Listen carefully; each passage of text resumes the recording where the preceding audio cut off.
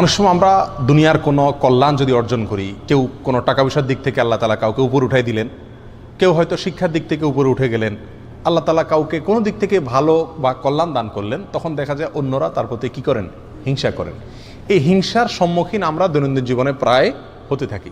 কোনো লোক যদি আমার প্রতি হিংসা করে আমাকে নানাভাবে ক্ষতি করার চেষ্টা করতে পারে। নাম্বার এক, হিংসা করে বদনজরের মাধ্যমে ক্ষতি করে, অর্থাৎ এমনভাবে তাকায় দেখে, আপনার ক্ষেতে ফসল ভালো হয়েছে হয়তো, এই ফসল দেখে এমনভাবে দেখে, যেটাকে আমরা বলি নজর দেওয়া, মুখ দোষ দেওয়া, বদনজর করা, মনে হয় যে সে খেয়ে ফেলবে। এটা হলো হিংসার চোটে সে দেখলো। একটা হলো না আলহামদুলিল্লাহ তার এটা ভালো হয়েছে, ভালো লাগছে, সুবহানাল্লাহ মাশাআল্লাহ আলহামদুলিল্লাহ বলছে, এটা একটা দৃষ্টি।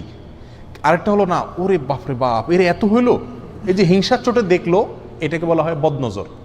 এই বদনজরের মাধ্যমে অনেক সময় ক্ষতি হয়। আল্লাহ আইন হাক্কুন নবী আলাইহিস সালাম বলেছেন, অর্থাৎ দৃষ্টি দিয়ে, রাক্ষসে ভাব দিয়ে, খাই ভাব দিয়ে গিলে ফেলবো, এরকম দৃষ্টি দিয়ে যে কোনো জিনিসের দিকে, কোনো ব্যক্তির দিকে, যে কোনো কারোর কোনো কল্যাণের দিকে তাকায়া মানুষের ক্ষতি সাধন করা হয়, এরকম ক্ষতি হয়ে থাকে অনেক সময়। এটা বাস্তব সত্য বিষয় এবং ইসলামী আকীদা এটাকে অ্যালাউ করে, এটা কুসংস্কার নয়। অতএব এইভাবে যদি আমাদের কেউ হিংসা করে, অর্থাৎ বদনজর দেয়, আপনি একটা গাড়ি কিনছেন, আপনার ছেলেটা মাশাআল্লাহ স্বাস্থ্যবান, ভালো খায় মাশাআল্লাহ, ছোট বাচ্চা, কারোর সামনে খাওয়াইছেন, তার বাচ্চাটা হয়তো খায় না, সে দেখে বলছে ওরে বাপরে বাপ, অথবা কিছুই বলে না কিন্তু তাকাইছে, যে হিংসার দৃষ্টিতে তাকাইছে, এটাকে বলে বদনজর। এর মাধ্যমে বাচ্চার ক্ষতি হতে পারে, হবে এটা কোনো জরুরি না, নাও হতে পারে, আবার ক্ষতি হওয়ার সম্ভাবনাও আছে। এটা একটা উপায়, হিংসুকে হিংসা করে থাকে সাধারণত। এটা অহরহ আমাদের সমাজে হয়। অনেক সময় ভাই ভাইয়ের প্রতি হিংসা করে, অনেক সময় আপনার সন্তান মা বাবার প্রতি, মা বাবা সন্তানের প্রতিও হিংসা করে, অনেক সময় বন্ধু বান্ধব, পরিচিত অপরিচিত, জানা অজানা বিভিন্ন মানুষে একে অন্যের প্রতি কী করে থাকে? এ ধরনের হিংসা করে থাকে। এর বাইরেও অনেক সময় হিংসুকে হিংসা করে বদদোয়া করে, ক্ষতি কামনা করে মনে মনে, এটাও এক ধরনের ক্ষতির আশঙ্কা। তৃতীয়ত, অনেক সময় হিংসুকে হিংসা করে আপনাকে তলে তলে বিভিন্নভাবে, শারীরিকভাবে, অর্থনৈতিকভাবে, নানাভাবে আপনাকে হেনস্থা বা ক্ষতি করার চেষ্টা করে। অতএব এই হিংসার মুখোমুখি আমরা হই কি হই না জীবনে? যদি কেউ আপনার প্রতি হিংসা করে এরকম আপনার মনে হয়, তাহলে আপনি কয়েকটা কাজ করবেন, ইনশাআল্লাহ হিংসুক আপনার কোনো ক্ষতি করতে পারবে না। নাম্বার এক, সূরা ফালাক, সূরা নাস বেশি বেশি পড়বেন। সূরা ফালাক এবং নাস এটা নাজিলি হয়েছে কিসের কারণে? এই হিংসুকের হিংসা থেকে বাঁচার জন্য। সূরা ফালাকের একটা আয়াতই আছে, আল্লাহ বলেছেন ওমিন শাররি হাসিদিন ইযা হাসাদ, হিংসুক যখন হিংসা করে তখন আমি তার ক্ষতি থেকে আল্লাহর কাছে কি চাই? আশ্রয় চাই। অতএব সূরা ফালাক এবং নাস, আপনার ছেলের প্রতি হিংসা হয়েছে, আপনি একটা জমিন ভালো চাষ হয়েছে, ফসল ভালো হয়েছে, সেটার প্রতি কারোর নজর পড়ছে মনে হয়েছে, এরকম যে কোনো কিছুর প্রতি যদি মনে হয় আপনার নজর পড়ছে, তো আপনি সূরা ফালাক এবং নাস বেশি বেশি পড়েন এবং ফু দেন, ইনশাআল্লাহ বিদিনিল্লাহ কি হয়ে যাবে? হিংসার যে ক্ষতি এটা দূর হয়ে যাবে। এটা একটা অন্যতম প্রধান উপায়। আমরা আজকাল হিংসুকে হিংসা করে বদনজর দিলে বা বদনজর দিবে এরকম মনে হলে আমরা এমন কিছু পদ্ধতি অবলম্বন করি ওই হিংসুকের হিংসা থেকে বাঁচার জন্য, বদনজর থেকে বাঁচার জন্য, যেগুলো সঠিক না। যেমন বাচ্চাকে বদনজর থেকে বাঁচানোর জন্য কপালে কালো টিপ দেয়, দেখছেন?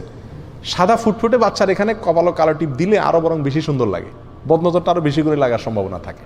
বিধায় বদনজর থেকে বাঁচার জন্য কালো টিপ দিলে এটা কুসংস্কার, এটা ভুল পদ্ধতি, এটা ঠিক হবে না, এটা শিরকে আসগার হবে। কালো টিপের কারণে সে কি বদনজর থেকে কী করতে পারবে না? বাঁচতে পারবে না। তবে হ্যাঁ, সৌন্দর্যের জন্য যদি ভিন্ন কথা। অনেকে দেখবেন খেতে খামারে ভালো ফসল টসল হলে সেখানে দেখবেন মাটির হাঁড়ির পিছনে কালি লাগায় ঝুলাই দেয়, যাতে বদনজর না লাগে।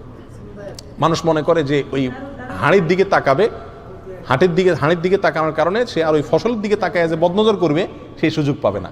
এটাও ভুল ধারণা। হাঁড়ির দিকে তাকাবে দেখে ফসল দেখবেন এমন কোনো কথা হলো? একটা ভ্রান্ত ধারণা। অনেকে দেখা যায় ঝাড়ু ঝুলাই দেয়, অনেকে দেখা দেয় বিভিন্ন ওই যে গরুর চোয়াল, হাড্ডি এগুলো ঝুলাই দেয়, অনেকে দেখবেন জুতা ঝুলাই দেয়, অনেকে চুল ঝুলাই দেয়। এরকম বহু তামাশা আমাদের দেশে আছে। মনে রাখবেন, এগুলো করে আপনি বদনজর থেকে বাঁচার কোনো উপায় নাই। আর এটা বদনজর থেকে বাঁচার, হিংসুকের হিংসা থেকে বাঁচার কোনো সহি পদ্ধতিও না। আপনাকে কি করতে হবে? সূরা ফালাক এবং নাস পড়ে ফু দিতে হবে এবং এটার আমল করতে হবে। ইনশাআল্লাহ আল্লাহ তাআলা ক্ষতি দিয়ে কী করবেন? রক্ষা করবেন। আরেকটা আমল হলো সকাল এবং সন্ধ্যায় 3 বার সূরা ইখলাস কুল হুয়াল্লাহ, 3 বার সূরা ফালাক কুল আযরাবিল ফালাক আর 3 বার সূরা নাস। সকালে 3 বার, সন্ধ্যায় 3 বার পড়বেন। সারাদিনে সারা রাতে কোনো হিংসুকে কোনো হিংসা করে আপনার কি করতে পারবে না? ইনশাআল্লাহ ক্ষতি করতে পারবে না। কারোর প্রতি হিংসা করে ক্ষতি হয়েছে মনে হয়, পানিতে ফালাক নাস পড়ে ফু দেন, খেয়ে ফেলেন বা ছিটিয়ে দেন, ইনশাআল্লাহ বিদিনিল্লাহ কি হয়ে যাবে? হিংসুকের ক্ষতি, হিংসার কারণে যে ক্ষতি সেটা কি হয়ে যাবে? দূর হয়ে যাবে। নাম্বার 2, তাকওয়া অবলম্বন করা। আল্লাহ সুবহানাহু ওয়া তাআলা কোরআন কারীমের ভিতরে বলেছেন, ওয়া ইন তাসবিরু ওয়া তাত্তাকু লা ইয়াদুররুকুম কাইদুহুম শাইআ, যদি তোমরা ধৈর্য ধারণ করো আর গুনাহ থেকে বাঁচো, নিজে ভালো পথে থাকার চেষ্টা করো, হারামের দ্বারা কাছে না যাও, তাকওয়ার উপরে থাকো, তো মনে রাখবে তাদের চক্রান্ত, তাদের কোনো ষড়যন্ত্র তোমার কোনো ক্ষতি করতে পারবে না। অতএব সার্বিকভাবে যদি আমি তাকওয়ার উপরে থাকার চেষ্টা করি ভালো মানুষ হিসাবে, হারাম থেকে বেঁচে থাকার চেষ্টা করি, ইনশাআল্লাহ হিংসুকে হিংসা করে আমার কোনো ক্ষতি করতে পারবে না। নাম্বার 3, সকাল এবং সন্ধ্যায় অনেকগুলো দোয়া আছে যেগুলো পড়লে সারা দিনে সারা রাতে ইন্স্যুরেন্স হয়ে যায়, আল্লাহ সুবহানাহু ওয়া তাআলা হেফাজত করেন, এগুলো রক্ষা কবচ। আমরা বুঝি হলো তাবিজ লাগানো, তাবিজ ঝুলাই দিলাম, তাবিজে আমাদেরকে রক্ষা করে দিবে। কথা বুঝে আসছে? নবী আলাইহিস সালাম তার সারা জীবনে কখনো তিনি কাউকে তাবিজ দেন নাই বা তাবিজ দিতে বলেনও নাই। তিনি শিখাইছেন কি, সকালে এ দোয়া পড়ো, সারাদিন তোমার কোনো ক্ষতি করতে পারবে না কেউ, সন্ধ্যায় দোয়া পড়ো, সারা রাত কেউ তোমার কোনো ক্ষতি করতে পারবে না। তার আমলগুলো যদি করেন, বাতানো আমলগুলো, তাহলে ইনশাআল্লাহ হিংসা থেকে বাঁচা যাবে। সকালে আপনি পড়তে পারেন বিসমিল্লাহিল্লাযী লা ইয়াদুররু মা ইসমিহি শাইউন ফিল আরদ ওয়ালা ফিস সামাই ওয়া হুয়াস সামিউল আলিম, অর্থাৎ আমি শুরু করতেছি আমার সকাল অথবা সন্ধ্যাকে ওই আল্লাহর নামে, যার নাম থাকলে সেখানে জমিনে আসমানে কোনো কিছুতে কোনো ক্ষতি করতে পারে না। এ দোয়া আপনি সকালে 3 বার পড়েন, সন্ধ্যা 3 বার পড়েন, ইনশাআল্লাহ সারাদিনে সারা রাতে কোনো কিছু ক্ষতি করতে পারবে না। বিসমিল্লাহি আলা দীনি ওয়া নাফসি ওয়া ওয়ালাদি ওয়া আহলি ওয়া মালি, আল্লাহ নামে শুরু করতেছি আমার সকালকে, আমার সম্পদ, আমার জীবন এবং আমার আহাল পরিবার, এই সব কিছুকে আমি আল্লাহর নামে শুরু করতেছি। সকালে 3 বার পড়েন, সন্ধ্যায় 3 বার পড়েন, ইনশাআল্লাহ কোনো কিছুই ক্ষতি করতে পারবে না। অনুরূপভাবে বহু দোয়া নবী আলাইহিস সালাম শিখাই গেছেন। হাসবি আল্লাহু লা ইলাহা ইল্লাহু আলাইহি তাওয়াক্কালতু ওয়া রাব্বুল আরশিল আযীম 7 বার পড়েন, সূরা তওবার শেষ আয়াত। আল্লাহ আমার জন্য যথেষ্ট, যিনি ছাড়া কোনো সত্য মাবুদ নাই, তার উপর আমি ভরসা করেছি, তিনি সর্বোত্তম কর্মবিধায়ক। ব্যাস, আল্লাহর উপরে ভরসা করার এই আয়াতটা পড়েন 7 বার সকালে, সন্ধ্যায় 7 বার, ইনশাআল্লাহ সারাদিনে কি হয়ে যাবে, আপনার জন্য ইন্স্যুরেন্স হয়ে যাবে, কোনো কিছুতে আপনার কোনো ক্ষতি করতে পারবে না। এরকম আরও বহু আমল আছে যে আমলগুলো আমরা সকাল সন্ধ্যা করলে সারাদিনের এবং সারা রাতের হেফাজত হয়ে যাবে, কোনো হিংসা করলেও আমাদের ক্ষতি করতে পারবে না। নাম্বার 4, হিংসুকের হিংসা থেকে বাঁচার জন্য যে হিংসা করে তার প্রতি একটু দয়া করে দেন। হিংসুকের মন থাকে একটু ছোট, সে আপনার ভালো দেখে তার ভিতরে জ্বলে, তো যদি আপনি বুঝতে পারেন বা টের পান যে এর হিংসা হচ্ছে, তার বিশেষ করে সালাম দেন, একটু হাদিয়া তোফা দেন, একটু দাওয়াত দিয়ে খাওয়ান, একটু তার সাথে ভালো আচরণ করে, দেখবেন ইনশাআল্লাহ তার হিংসাটা আস্তে আস্তে কি হয়ে যাবে, দূর হয়ে যাবে। নাম্বার 4, হিংসুকের হিংসার দিকে বেশি একটা নজর দিয়েন না। একটা জিনিস মনে রাখবেন, নবী আলাইহিস সালাম বলেছেন, সারা পৃথিবীর সমস্ত মানুষ যদি একত্রিত হয় তোমার কোনো ক্ষতি করার জন্য, তো আল্লাহ যেটুকু তোমার কপাল লিখে রাখছেন ক্ষতি ওর বেশি করতে পারবে না। আর যদি সারা পৃথিবীর সব মানুষ একত্রিত হয়ে তোমার কোনো উপকারও করতে চায়, তবুও আল্লাহ যেটুকু লিখে রেখেছেন তার চেয়ে বেশি উপকার করতে পারবে না। বিধায় একজন মুমিন হিংসুকের হিংসা নিয়ে পড়ে থাকবে না, আল্লাহর উপর ভরসা থাকবে যে আল্লাহর ভরসা থাকলে ইনশাআল্লাহ আমার কোনো ক্ষতি সে করতে পারবে না। নাম্বার 5, শেষ নম্বর পয়েন্ট হলো সবসময় তাওহীদকে মজবুত করা, আল্লাহর প্রতি বিশ্বাসটাকে কি করা, মজবুত করা। আল্লাহর প্রতি যত বিশ্বাস গাঢ় থাকবে, অন্য কোনো মানুষ বা অন্য কোনো বস্তুর ক্ষতি এটার প্রতি তার আশঙ্কা তত কম থাকবে, এগুলোকে সে তত কম পরোয়া করবে।